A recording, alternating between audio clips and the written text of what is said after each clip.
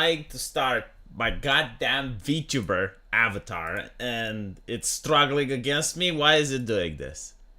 Well, actually, I do know why it's doing this. It's because I'm having power outages. I'm not load shedding like South Africa, but I don't know what's happening here because I'm not really in the city. I'm a little bit further away than the city. And every single month, you get it like once or twice, like the power goes down just for 3 seconds. Just for 3 seconds, not more than that, and then it comes back online. And when it comes back online, the router restarts, and it's like, oh V, I got a solution. Why don't you get a power generator? Like when the power goes down, it goes like, and like, no, I'm not spending money on gas. Jesus fucking Christ. But like, why don't you get the power? So yeah, that would just make it so that my computer doesn't go down. But like all the routers in the neighborhood still go down. So unless you convince everyone, Jesus fucking, you know, there are times when I want to be like a woman, unironically, in the sense, well, not all women, but some. I just want to bitch and moan about something. I don't want solutions. I'm not interested in fixing the problem. I just want someone that I can tell them I want to be like Meghan Markle. You know, when Meghan Markle goes on television and she says, "Oh my God, the world is so hard. So much racismus everywhere." Like, she doesn't want solutions. She just wants to bitch. I want to be like that. But every single time I go, it's like, why don't you put a power generator? Solar panels. Put a windmill in back of your house. Like, do something. It's like, no, like, leave me alone. Anyway, I think I managed to get it. Hold on. I'll get the troll up and running in a bit. In the meantime, how was your day, chat? Was it productive? I usually ask if you're having a good time, but I'm like, if it was productive or not. Dungeons and Dragons is that time. My phone is not connected to Wi-Fi. What the fuck? Of course it is. Of course it's connected to Wi-Fi. If it's not connected to Wi-Fi, how the fuck do I got it? You know what? I got a cable. I just realized. You can always plug your phone with a cable, and then you don't need Wi-Fi. Yeah, see? I managed to find the solution for my own problem. I don't need you, chat. I don't need no one. I don't need no man. I don't need no man, and it still doesn't work. You know what? Fuck it. We're not going to do it today. We're not going to show you the VTuber avatar. You're going to see it tomorrow. Hello, American Outlier. It's not going well. I don't have Wi-Fi. God damn it. It's so annoying when it just doesn't want to work, you know? But it's weird because I do have internet. It's just the thingy with the troll avatar, the motion capture that says I don't. Whatever. You know what? I'll just do this. You guys now can see yourselves. How about that? Ooh, fucking great. I don't need excuses. I'm telling you, I'm not doing it. That's not an excuse. That's a Chad reasoning. So, we're going to be talking about how to get woke and how to go broke. I love this expression because it triggers the libs. Everything that triggers the libs makes me happy, including the fact that the libs get triggered by the expression triggering the libs. Did you notice that? Like, if you say trigger the libs, they get triggered. Yeah, people say it's the quartering that came up with it. Bullshit. The quartering did not come up with such an interesting expression. It was before him.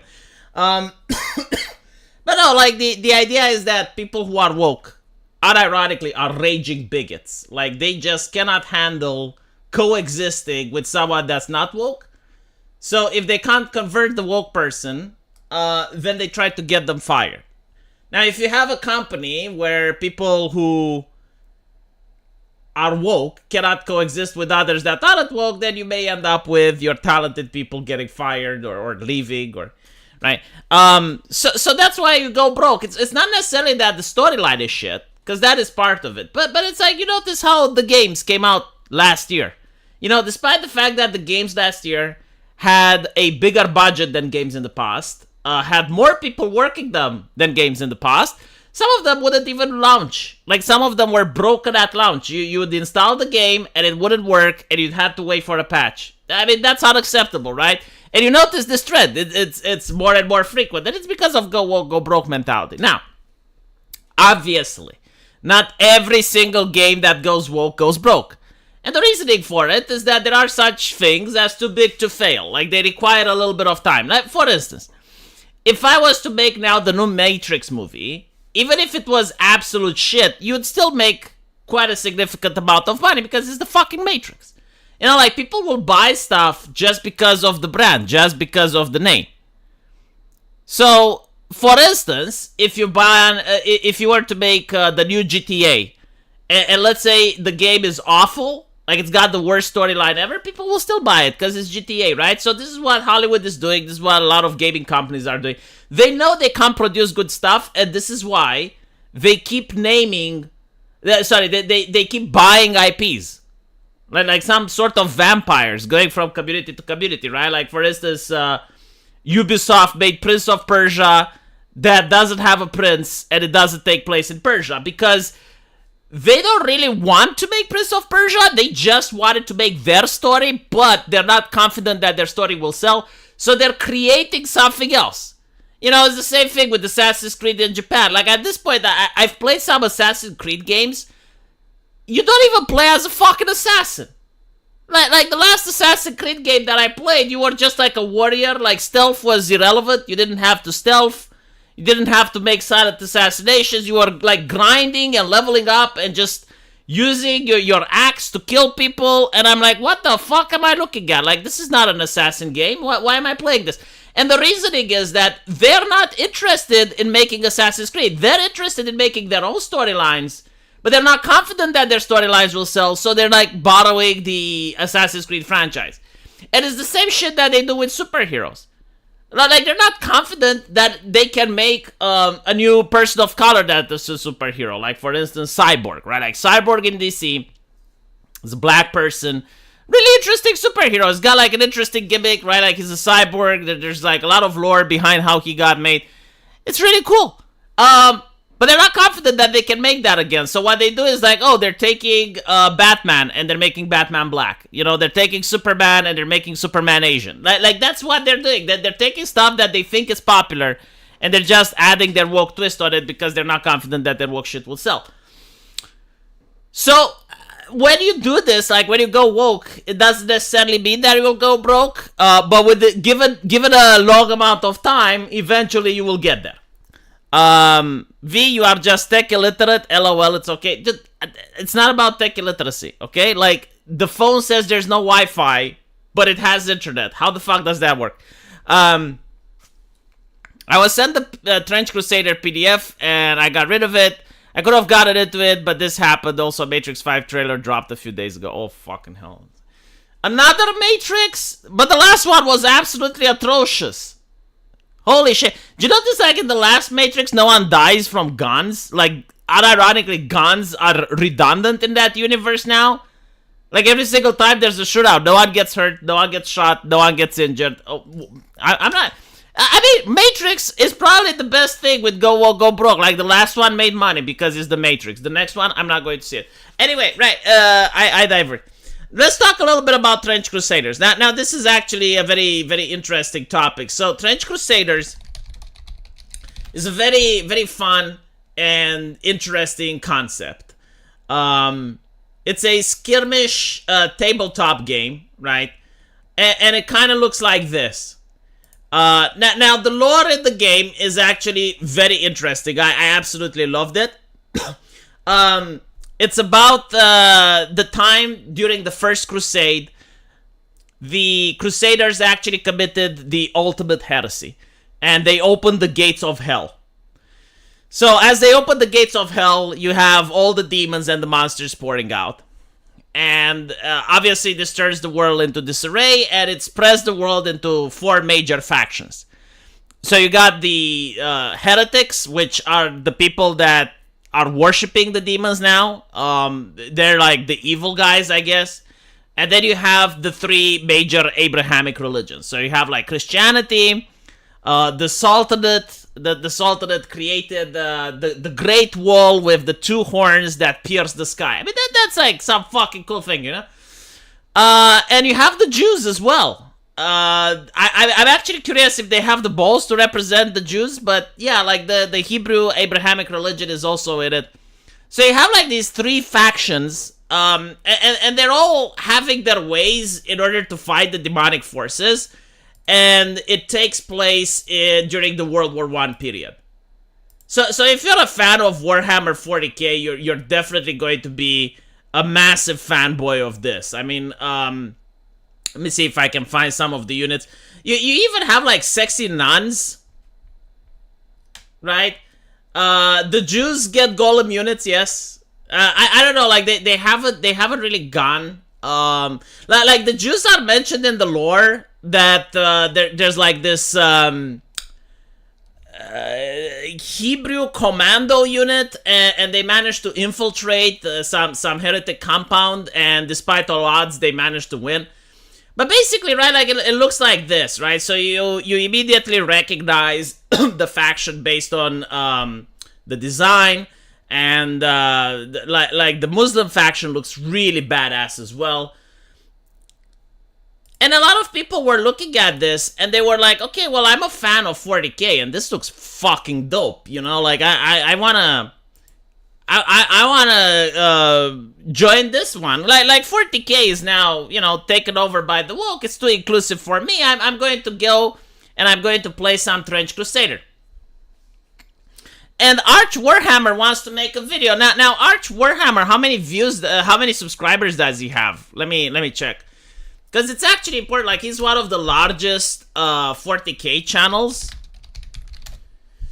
So he's got almost 300,000 subscribers. Okay, he's got 300,000 subscribers. He wants to make a video, get some eyeballs on this. Now, this is still under Kickstarter, so they're crowdfunding. And to have like a YouTuber the size of Arch Warhammer just giving you free eyeballs, I mean, people would pay for that shit. Like, unironically, I would. Like, if I was to have a like, I'm having a video game that I'm making, right? If there were like hentai review channels on YouTube that had 300,000 subscribers, I mean, fuck that shit. I would pay for commercials. Yeah, sure. But apparently what happens is that people go on the Discord server of Trench Crusader, and the moment they mention Arch, the moment they mention that they're right-wing, they get banned. And there's like this Discord mod that starts banning people left and right, and they say that they're banning the Chads. Who talks like that? Huh? Like, there's only one faction on Earth that talks about the Chads. So Arch asks for clarification. He asks the developers. It's like, what the fuck? And apparently what he gets is that, I don't know why you got banned, but like, we trust the moderator implicitly, so like, if they banned you, you deserved it. And I'm thinking like, dude, this is the epitome of go woke, go broke. Like, you're talking about inclusivity, you're talking about reaching the wider audience. You got this YouTuber with 300,000 people, and you got a board game. It doesn't even matter if the community would be toxic, which is not, but let's assume that they're like the most toxic motherfuckers in existence. You're selling a board game. Like, people buy it, they go home, they play with their friends. Like, you don't even care about making a community or some shit. This is not League of Legends, where when you play online, you end up with toxic individuals, so it's up for the company to try to lower the toxicity so that new players feel welcome. We're not even talking about that. No, like, what we're talking about is a board game. Like, people print their fucking miniature figures, and then they take them home, and they play with them with their friends. Like, they're not even interacting with each other. Why would you be like that? Fuck is wrong with this mental illness? Holy shit. Like this game could have actually become more popular than it is. Again, like a YouTuber with 300,000 people. Now everyone is having a bad taste in their mouth when they're looking at this game. So, it's so fucking bizarre, isn't it? It was the most official Discord, as it was linked on their site. No, emphasis on was. Oh, they shut down the Discord? Yeah, I mean, it's like showing their hand way too early. Like, okay, so like, wow, do we build a community and then you have them starting to ban people? It's like, can't we skip the step and just not build a community? Well, no, like, the thing is, the community manager doesn't get paid based on how many people are interested in the game, right? So, like, the community manager literally doesn't give a fuck. the community manager can be a cheeky little shit online, as most community managers do. And they don't care if the company ends up not making money or anything like that. But it's, my fucking god, it shows just how important it is to have a good community manager. Like, they unironically can just destroy a business. I haven't seen a community manager build a business up. Like, if you're the best community manager in the world, you're not going to increase the sales. Right? If you do your job, no one even notices you're there. But like, a bad community manager, unironically, can destroy a business. They alienated the people that are willing to pay for this stuff. It's not even that they were willing to pay for this stuff. It was willing to advertise and pay for this stuff.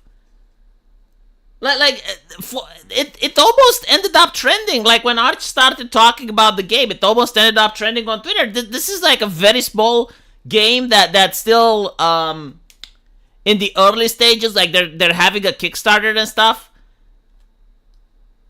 It's so fucking bizarre, man. Community manager, like HR but differently, yeah. Why do these community managers never have to face the consequences? I don't know.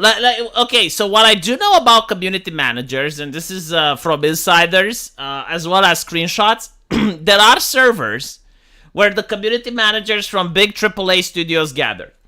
So you got like community managers from Ubisoft, community managers from Blizzard, community managers from Microsoft, like from all the big companies, and they stay on servers and they network with each other.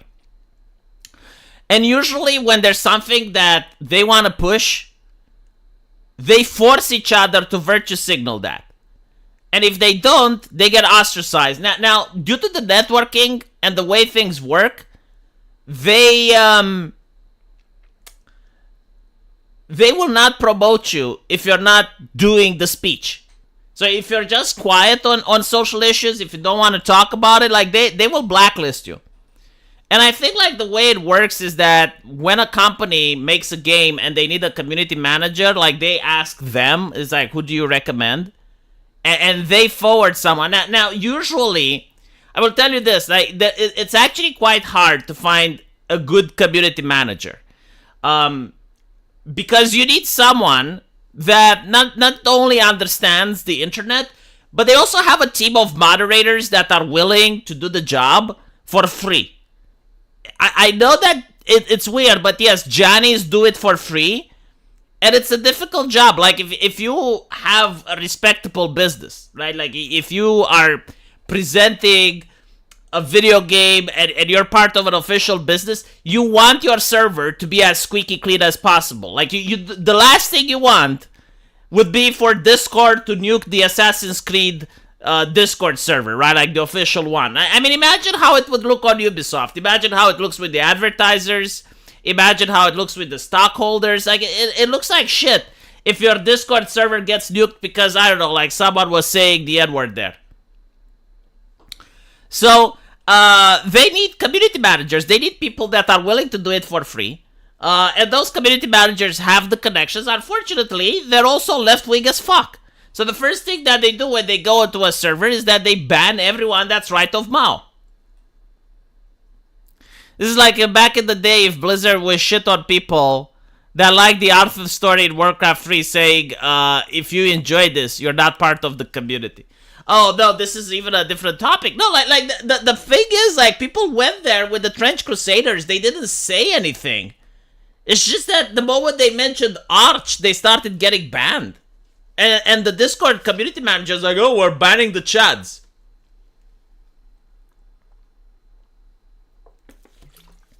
Like the normal way, and I'm being honest, like if I was, let's say, receiving an influx of furries on my Discord server, right? And let's say those furries are left-leaning, but they would be interested in buying my game. Like they're literally coming in, and they're interested in the game. I would say, look, these are the rules. If you guys follow the rules, I've no problem with you. But if you break the rules, I'm going to have to ban you, right? And you say this, and you apply the rules individually. I I don't care, you know, like, if you're a furry and you come there to my server and you're behaving and you're not causing problem and you're, like, literally interested in the game. In fact, I have a couple of people that are far left. I have individuals that watch fucking Vosh on my server, and they're there for the game. They're not getting involved into politics, they're not talking about that, but, like, yeah, they eventually ask me about some lore questions, they ask me about the succubi and shit, but, like, they're not interested in bringing their politics there. And also, I don't bring my politics to them. It's like, okay, well, that's a customer. That's a person that's interested in the product. I'm not there to indoctrinate them. They're not there to indoctrinate me. It's like, this is the normal way of cohabitating, I guess. I'm a furry, so I'd be happy to have my furry pals back. No, Jesus fucking Christ, man. Like, the furry community that is today is so cancerous compared to the one that I left. Even if you pay, no, it would be abuse, it would be harassment if you forced me to actually interact with the fandom. Holy shit.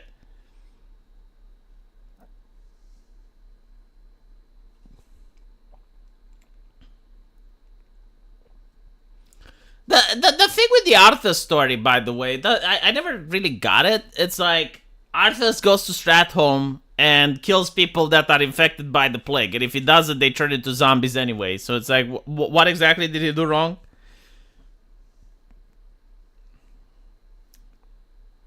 But yes, I have an absolutely crazy business model to sell my product to people who want it. I know, it's insane. What am I thinking?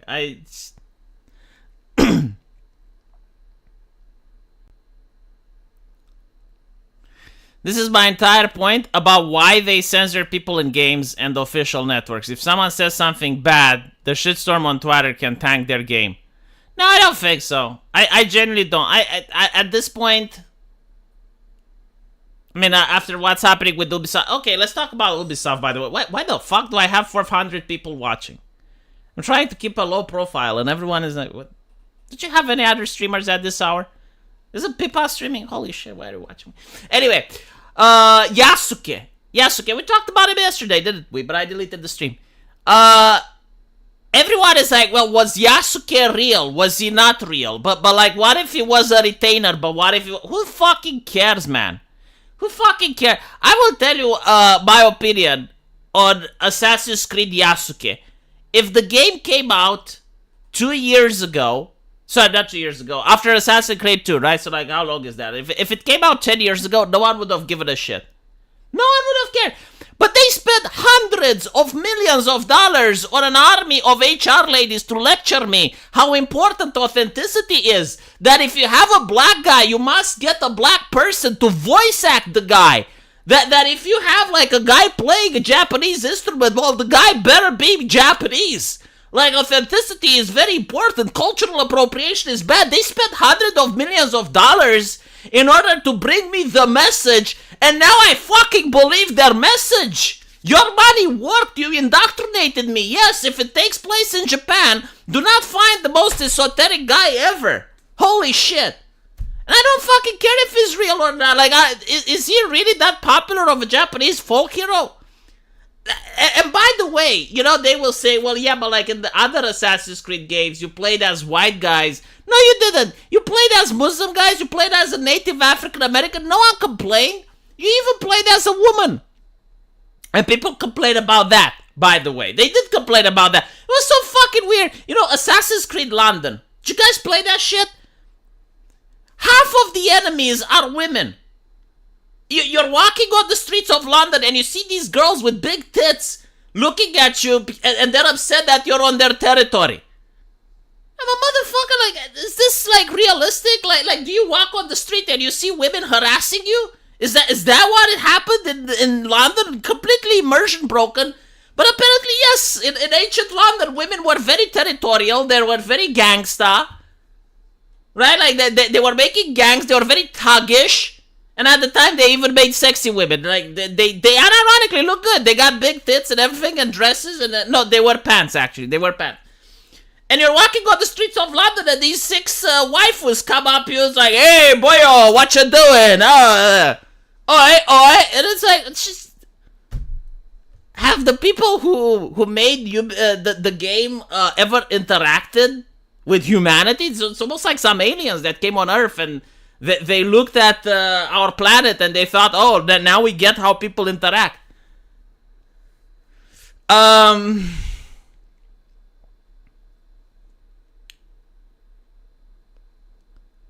Yeah, no, they didn't even look like Lizzo. They were like the big titty gang.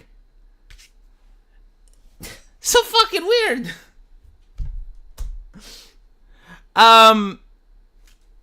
Anyway, and I genuinely like don't know about Yasuke, and I don't fucking care whether he was real or not. It doesn't fucking matter, right? The thing that I don't want to support is diversity, inclusivity, and equity in my fucking video games. That ideology, from what I can see, is made out of raging bigots, and they cannot work with people that are outside of their ideology, which is why most of these gaming companies end up firing most of the talent. So, that's what I don't want to support. If I guarantee to you, if a Japanese company made a game with Yasuke, no one would have cared. Like, literally no one. Notice how whenever anime casts black people or LGBT people, no one complains. Because people, when they look at the anime, they have the faith that they're going to make something that's entertaining. No one looks at anime and thinks, oh yeah, well, they're going to push their politics in it. Now the question is, like, what exactly does it mean to push the politics? And I'll show you. Okay, this is from Assassin's Creed Behind the Scenes. Right. So behind the scenes it says, inclusive gameplay, education in Alexandria, station free of free. Here, both girls and boys are shown attending a class given by one of the rhetoricians of the era. The team made the choice to show both genders attending class within the context of the game world. Even though it's historically inaccurate, the team felt it was necessary to prioritize historical sexism over inclusive gameplay. Anime doesn't do this shit, right? Like, anime doesn't do this shit. Games 6 years ago weren't doing this shit. I am sick and tired of this fucking shit. Now, you may go, it's like, well, V, you know, it's a video game. Why do you care? Well, I'll show you in a bit. This is how they used to make Assassin's Creed back in the day, right? We removed the crossbow to maintain true historical accuracy. Like, they had a team of historians that were so obsessed with every single detail. And they made this game which was very authentic. Now you may ask, okay, well, why is that important? Because I actually went and read history and got into history because of video games. Like, I used to play Rome Total War, the first one, and when you double-clicked on a building, it would actually tell you, like, okay, this is an aqueduct, this is what it did, and it would give you, like, an entire list of trivia about aqueducts. You would double-click on light cavalry, and it would say, okay, the light cavalry was formed by the young nobles and blah, blah, blah, an entire list of trivia. And I was like, well, that is so fucking cool. So I started playing, and after a while, I was like, wow, this is interesting, and then I started reading history books.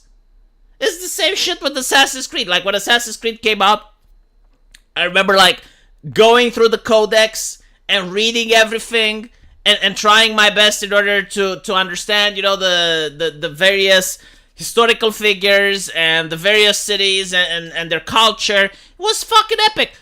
I don't trust them now. I don't fucking trust them. Like, if they tell me that something happened, I'm probably thinking, no, it probably happened the other way around. If they tell me that the grass is green, I know that it's autumn. Yeah, unironically, games used to be educational, right?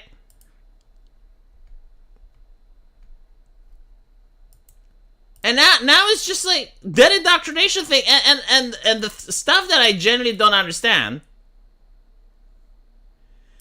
is that they don't want people to think that history has improved. Like they want you to believe that I mean I don't even know what. Here's the thing, right? their whole picture with like back in the day things were sexist, so we're changing it in order to like we don't care about historical inaccuracy, we care about the inclusion, right? So like the pottery thing. But the issue is like, isn't it great that things improved? Like, don't you want society to move forward? Like, you're pretending that it was always progressive. And if things were always progressive, why is the past so bad then?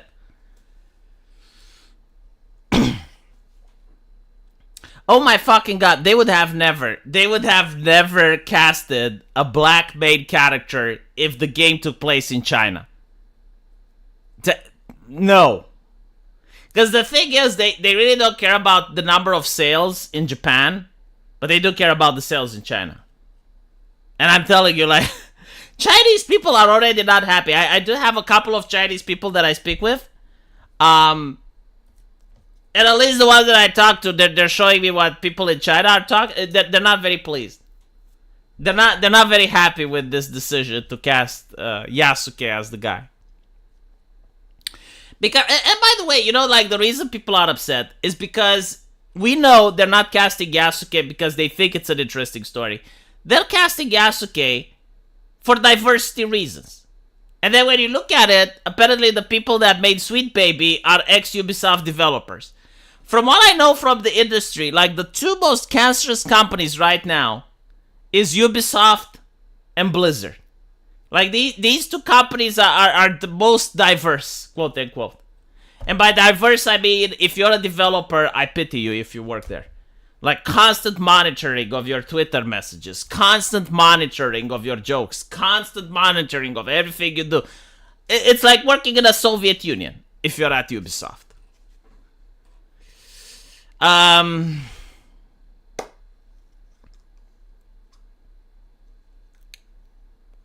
The thing is though, I mean, look, you don't even need to bring up Yasuke and shit.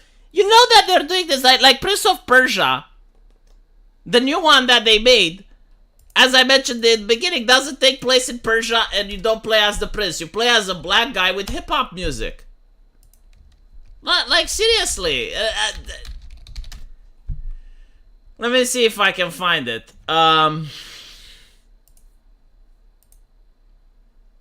Yeah, this is the one.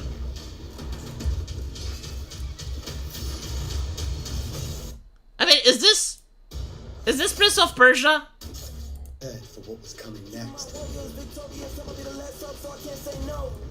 But the thing is, though, it's not even a bad game. But like, if you called it anything else, I would have liked it. But the problem is, I genuinely, unironically wanted a Prince of Persia game. Like, I wanted one since they made, what was it? It wasn't the Two Towers. It was called something else. The Sands of something. No, not the Sands of Time. They made Prince of Persia 4, and then they made one more, which took place between 1 and 2.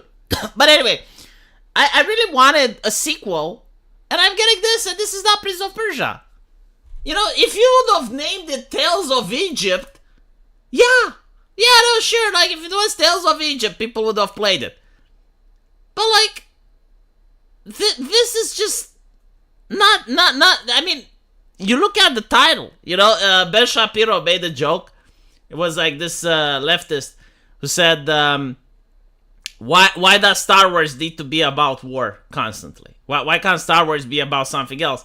And Ben Shapiro said, well, it's because it's in the name. It's Star Wars.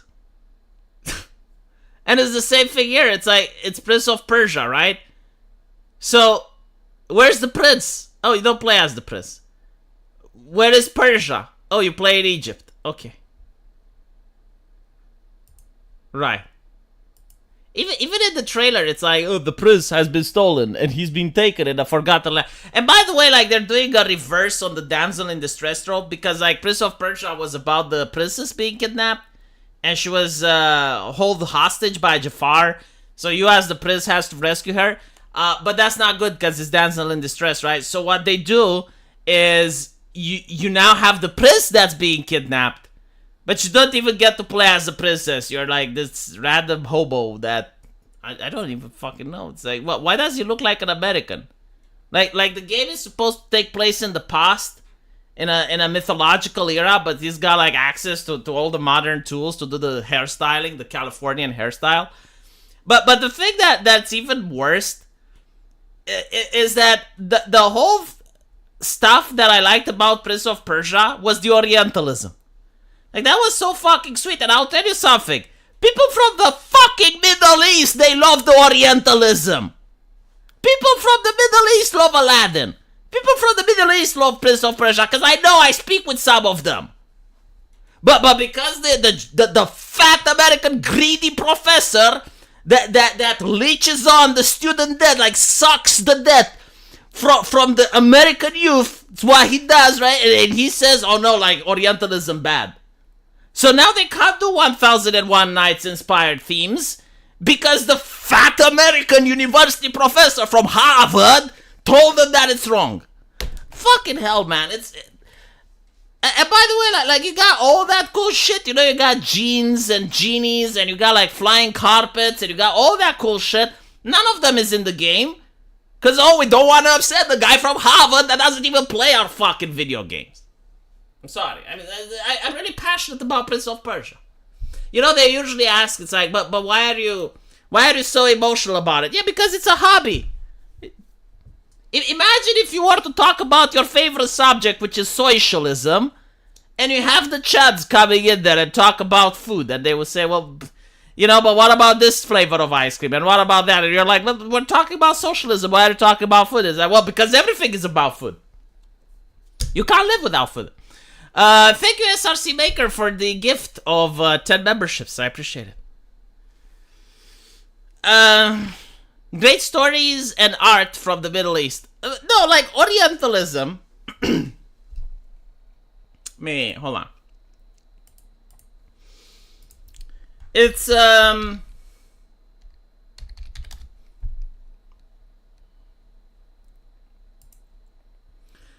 least what they are claiming it is. Hold on, let me see if I can find English flag. Okay.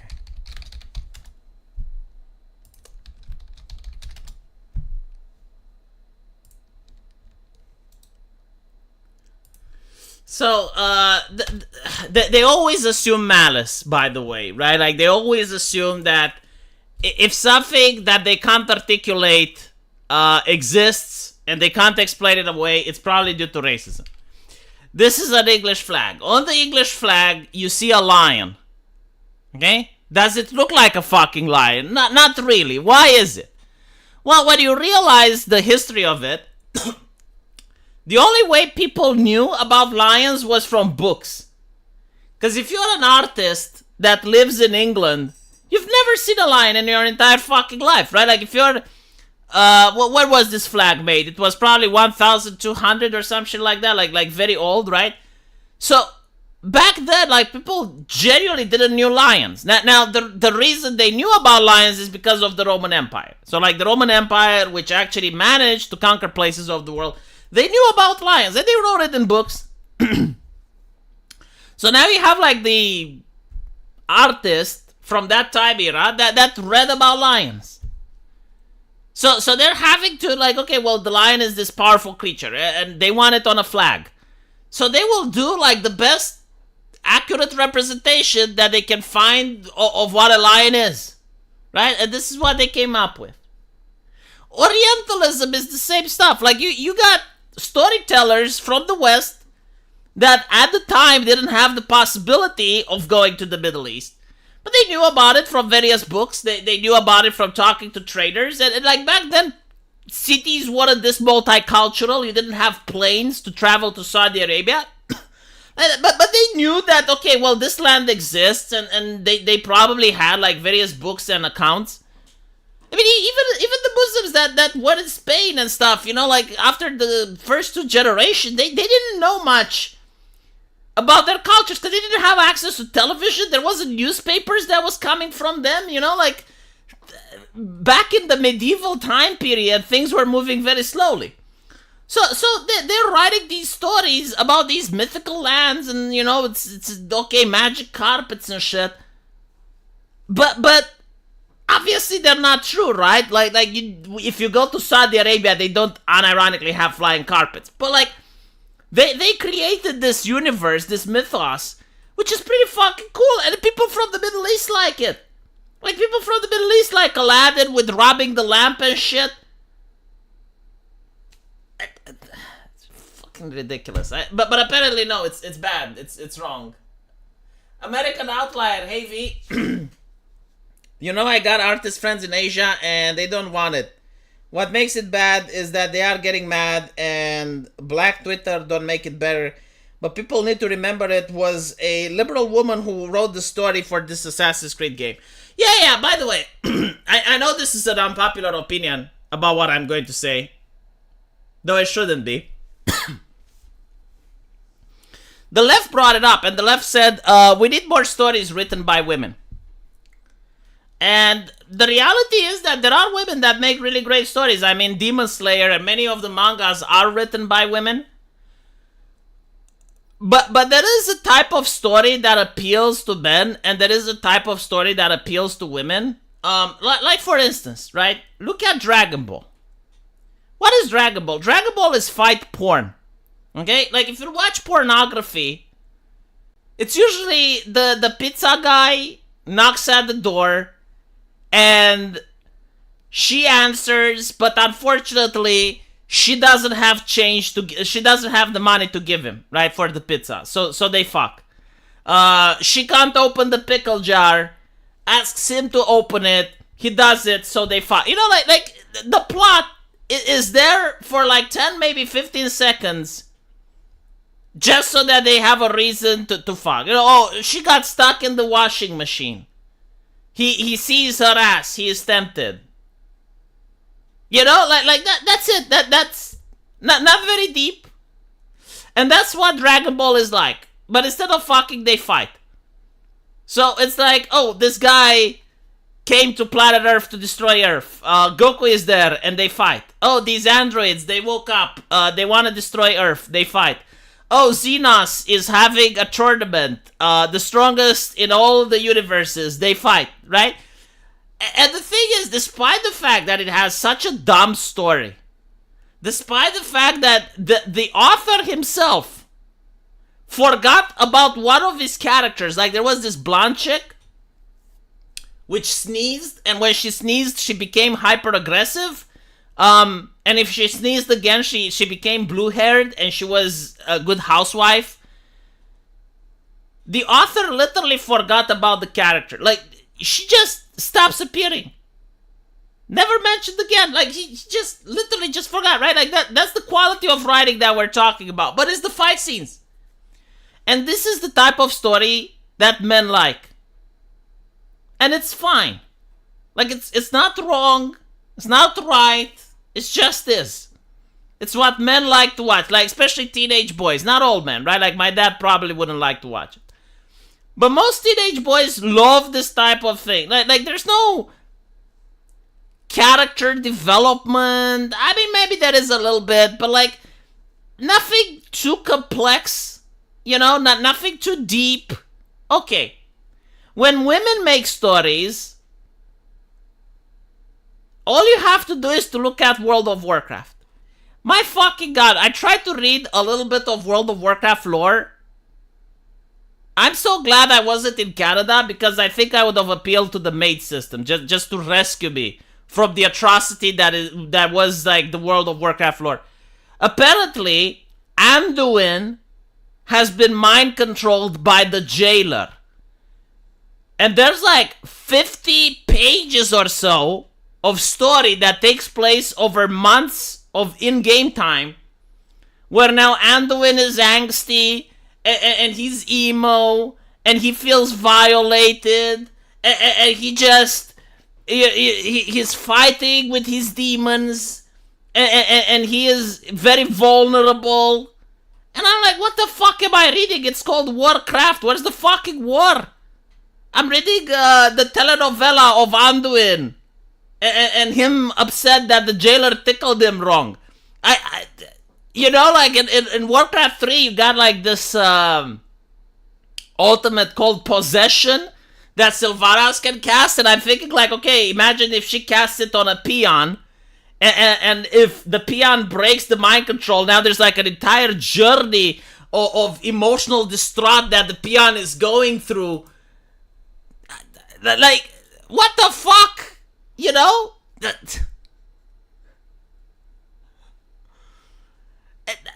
compare that to the story that Warcraft used to have back when it was great. With Tyrion forging, like, breaking the trap that Arthur set for him, right? Like, honestly, like the whole story, like, didn't really make much sense. Like, they're having a crusade outside of the Ice Crown Citadel. Like, what the fuck? But again, it's just a reason for them to fight, right? Like, that's the story that men like. And then Tyrion forging leads the crusade, and they're going all the way up to Ice Crown Citadel. Arthas goes like, "Oh, Tyrion, I'm going to sadistically torment you now. I'm going to lock you in this prison of ice so you can see me killing your champions." And then he kills the champions, and Tyrion is like, "Oh, Light, give me strength." And Light just gives him strength. He breaks free, and then he's like, "Oh, I will cast down resurrection. All the champions are alive. You're fucked, Arthas." And that was just so fucking epic. It was so fucking epic. You don't get Arthas's melodrama, like living and they having the telenovela with no. Right? But so there is a huge difference between the type of stories men like and the type of stories women like, and that's fine. Because we live under capitalism, so you as a person can pick and choose whatever story you want. But I don't understand why every single fucking story has to be the same. Like imagine if men were to write 50 Shades of Grey, right? So you got like all the women excited, the new 50 Shades of Grey is coming up. All of them gather in the cinema, and you see like this plump, buxom lady, like Stellar Blade Eve type of lady in a skin suit, and Christian Grey has been abducted by the aliens, and the aliens are like Nikke's and shit, and they're doing scissoring, and they're doing lesbian romance, and then there's fighting, right? And Christian Grey has an isekai with a harem now, and all the women would be looking at it like, what the fuck is this? And they would be upset, and they would be like, oh no, you just hate men, don't you? You just don't like diversity.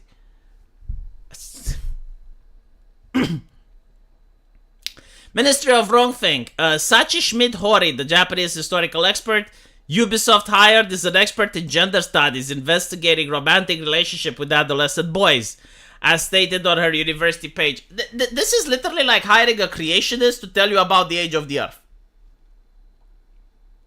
Like, there are these individuals, these scientists, which already reached their conclusions. Like, they're like, okay, the Earth is 6,000 years old.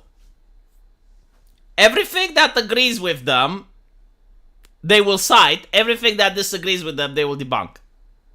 Sorry, they won't debunk it. They won't even consider it exists. Yasuke was a servant of Oda Rapagunga who was documented as having a sexual relationship with his underage retainers. Yasuka was sold back to missionaries after Rapagunga died. Yasuko was literally an underage sex slave. Do I really know this though? Like, was I even there? Maybe? Who knows? Who fucking cares? I keep saying this. Like, I don't care if Yasuke was real or not. I don't care if he was a good guy or not. This is not about Yasuke. This is about the fact that I don't want to pay money on games that champion DEI initiatives and ESG. And you can tell they champion that because the game is $130. It goes fucking hand in hand at this point. Every single time the more likely, the more a corporation virtue signals, the more likely it is that they're going to fuck the customer.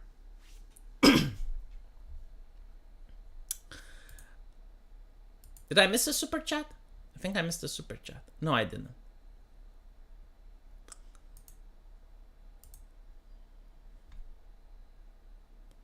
No bunda? I see.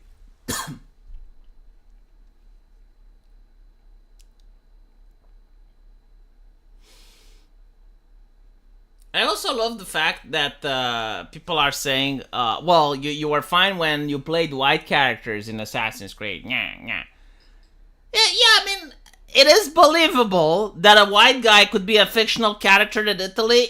It's not believable that they could be. Again, it's like having a white guy that's a member of the Zulu Empire. I'm pretty sure there was no seriously. Like think about this.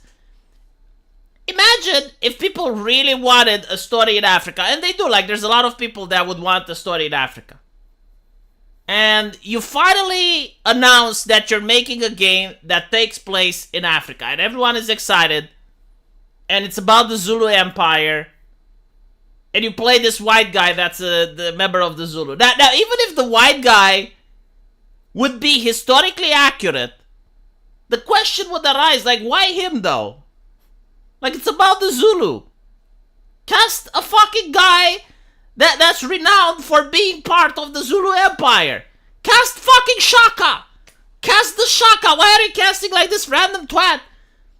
Like I'm pretty sure, like that there may have been a story about the white guy that actually lived with the Zulus and stuff. But like, if it's the first game, don't talk about like have him as an NPC. That's fine.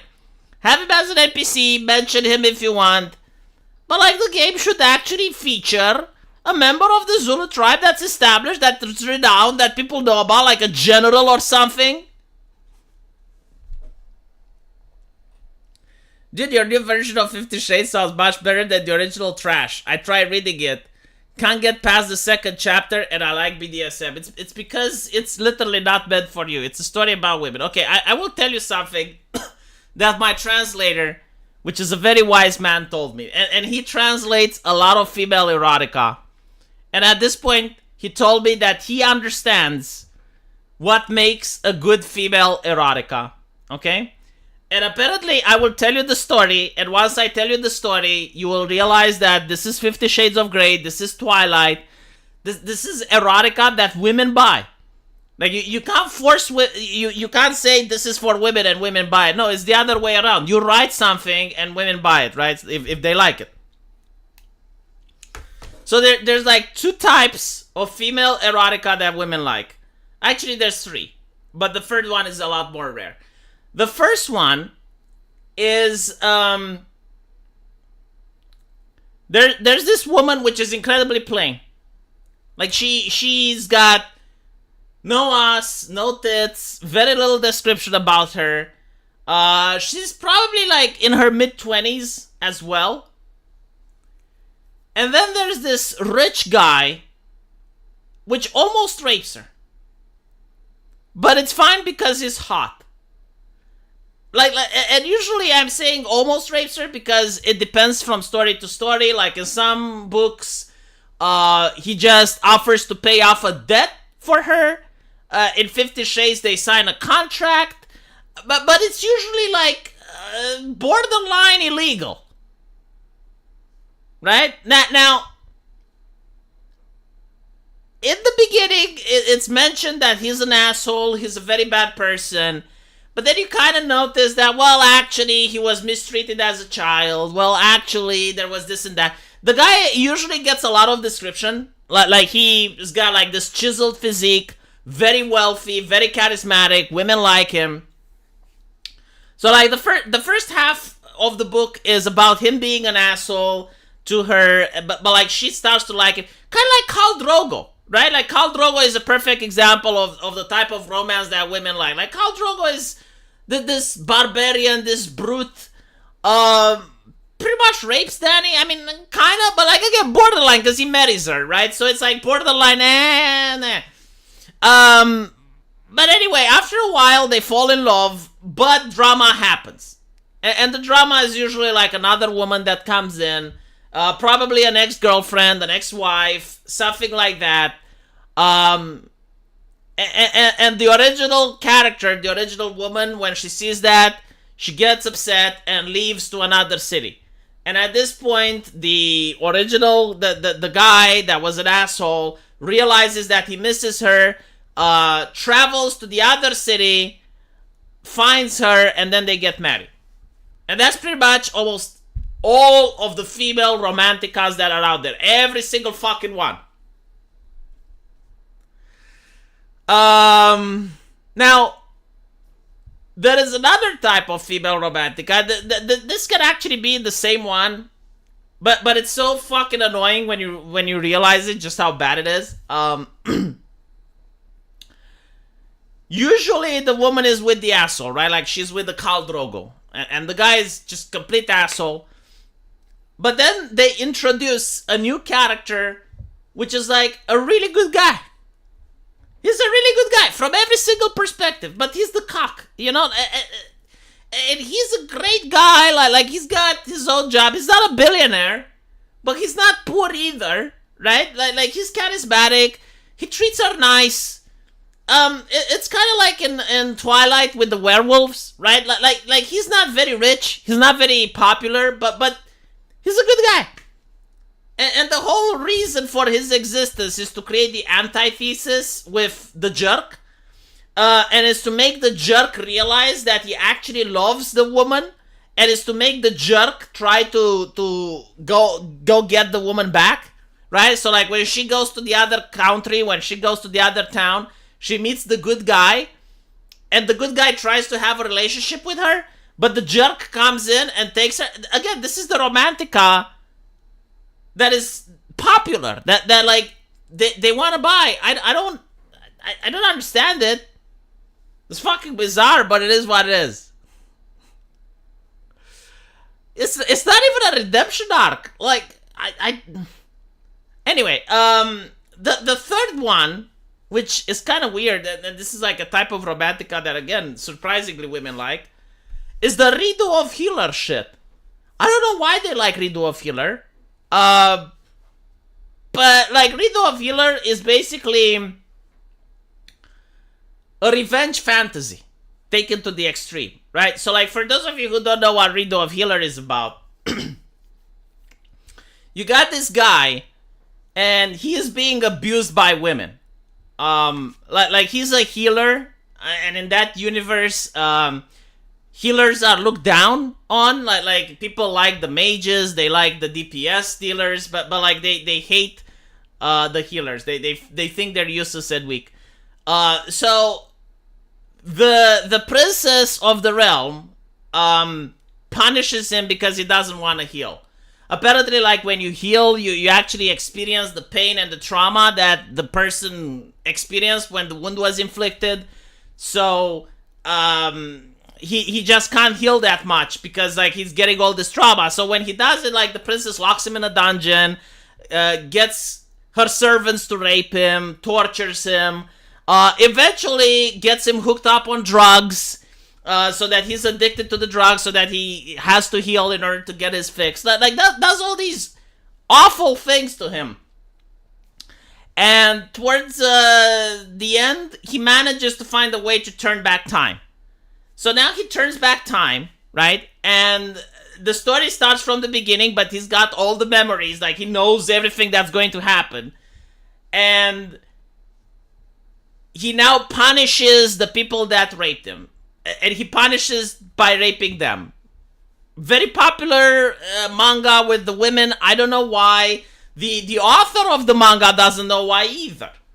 Like, he basically says, like, I got access to the demographics. I got access to, like, how many people that bought it are men and how many that bought it are women. Surprisingly high number of women, despite the fact that feminists want to cancel his manga because that's how it brought it up.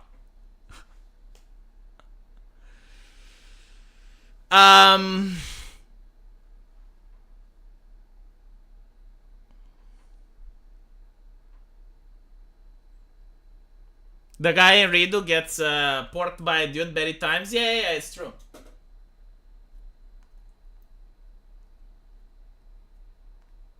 I lasted 2.5 episodes with Ridu, found it boring.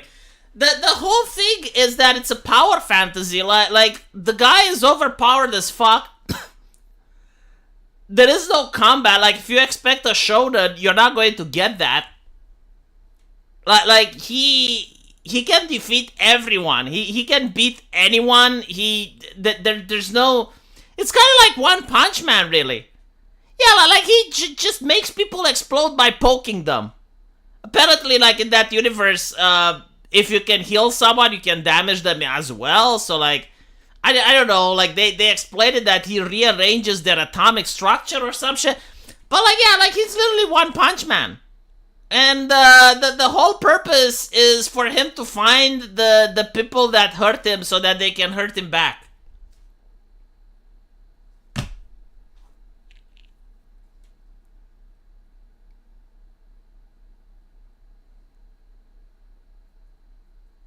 There's little combat that he always is a step ahead. But there is also no humiliation towards those he defeats in combat. It's mostly subterfuge. Yeah, I didn't like it. I found it boring, to be honest. But it's very popular. Extremely so.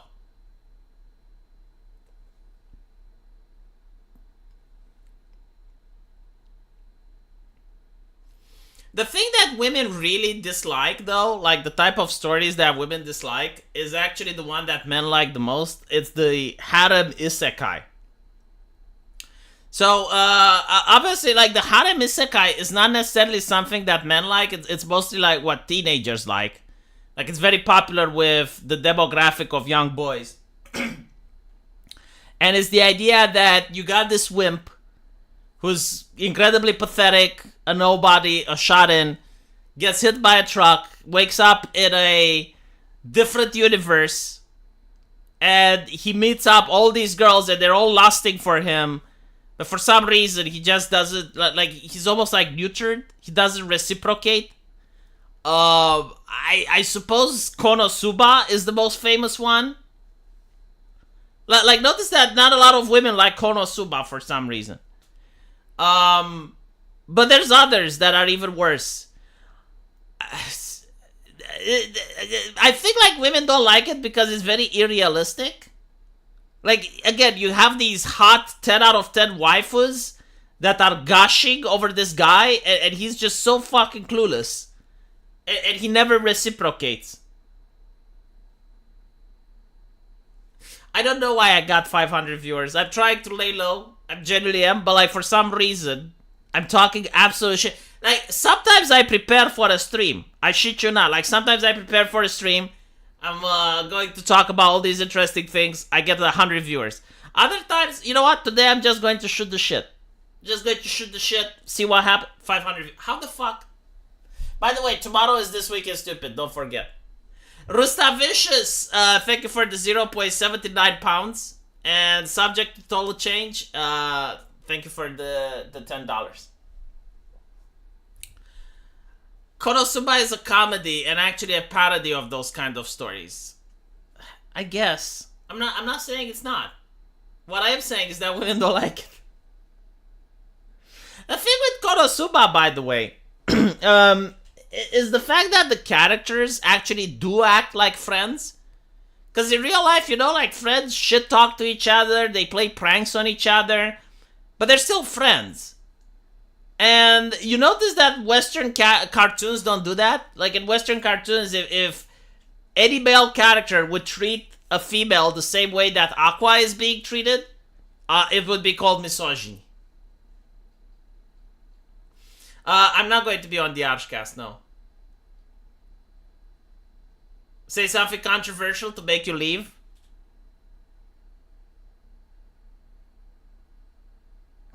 You know, I actually did manage to make a very interesting question on Twitter.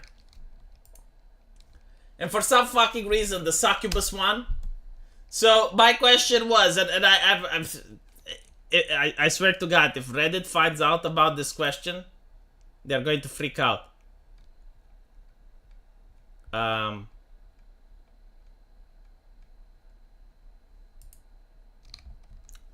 So the question is as follows.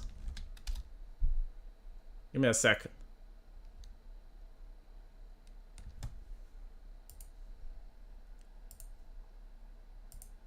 Would you like to be alone in the woods with a life-draining succubus or with a liberal woman? And so far, let me look at the stats. The succubus is winning by far. I mean, it's not even a fair competition. It's you got 52% of the men going for the succubus. 24% insulting the succubus, saying that it's the same with the liberal woman. 21% would choose the bear.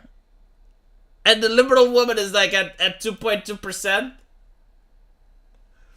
It's I mean that's a big yikes. That's what the people have voted.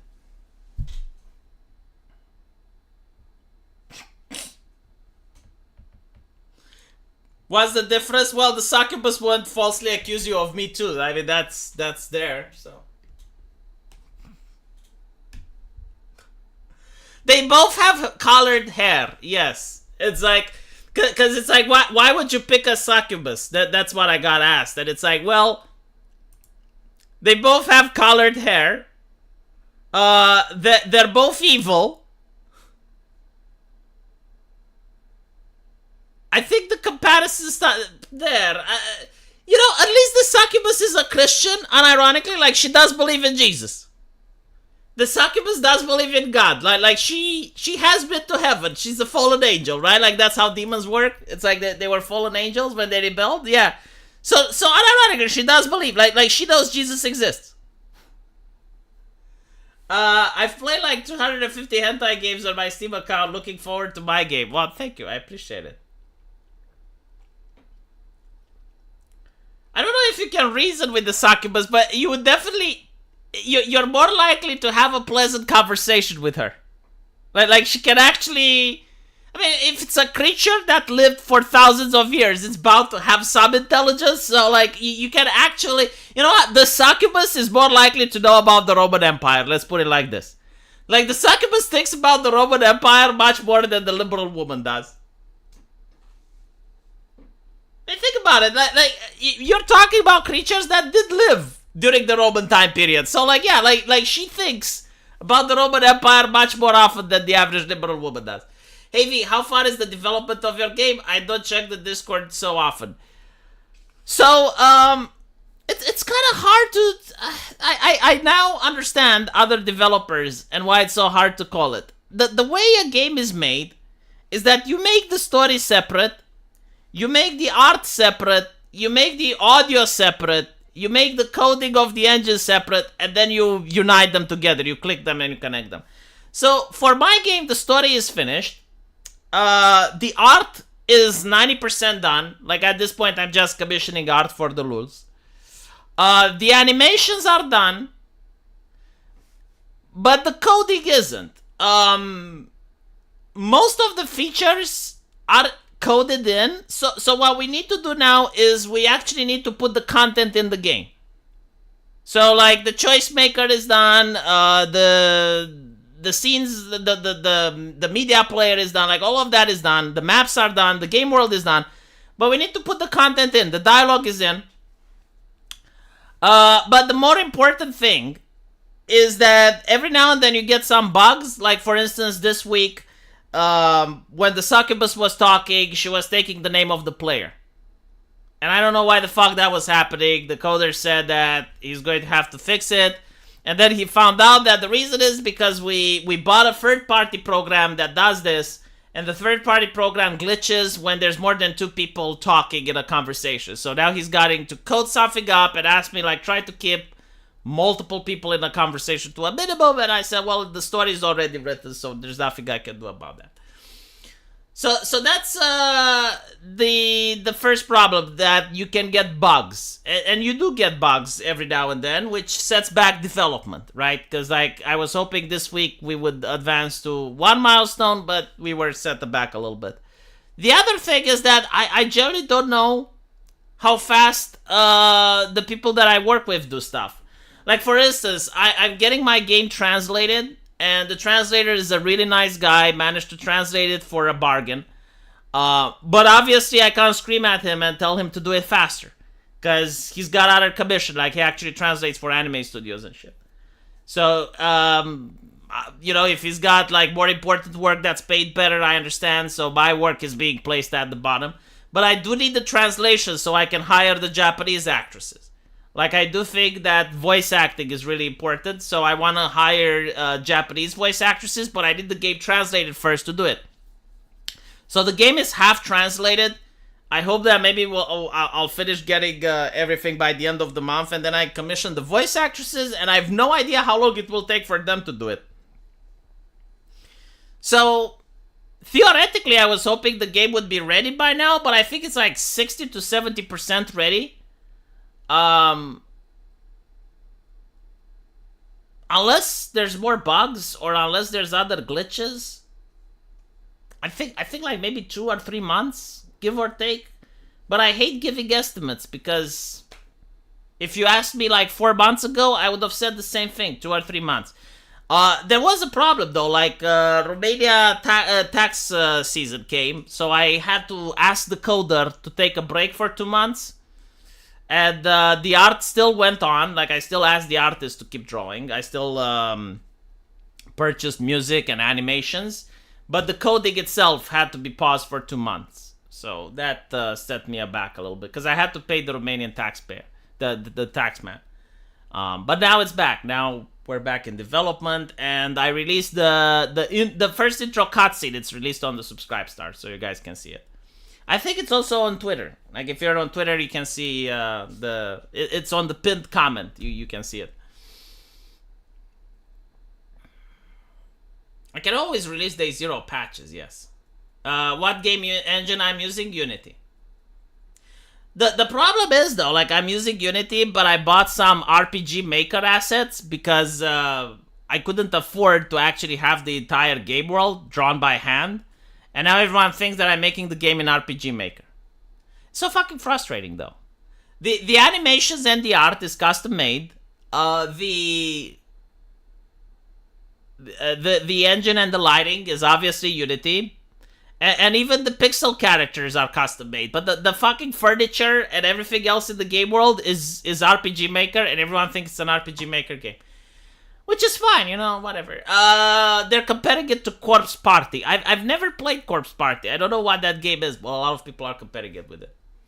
I had a bug that made the player bounce half the screen if he jumps and lands on the edge of the platform. Bugs are the enemy. Yeah, it's annoying. Like, you think that, okay, well, next week we do this, and then there's a bug, and they have to, like, fix the bug, and it can take days. It's annoying.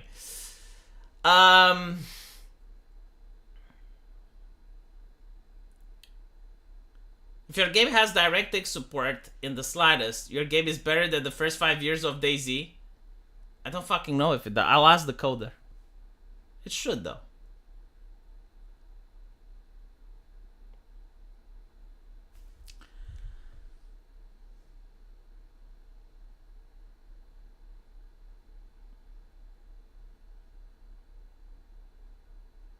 Does Japanese mythology have an equivalent to succubies? Oh shit, they do. The kitsune is the closest, but they actually eat live flesh. So, but yeah, like there's this mythological island where there were like these very beautiful women, and apparently after they had sex with the men, they would eat them alive. And they were like fox demons. So I think like that would be the equivalent. Anyway, right. I'll leave you guys because I'm pretty sure Arch is going to start his Archcast soon. So I'll see you tomorrow for This Week in Stupid. I'll have Orz as a guest. And there's actually quite a few number of interesting articles that I am excited to show to you guys.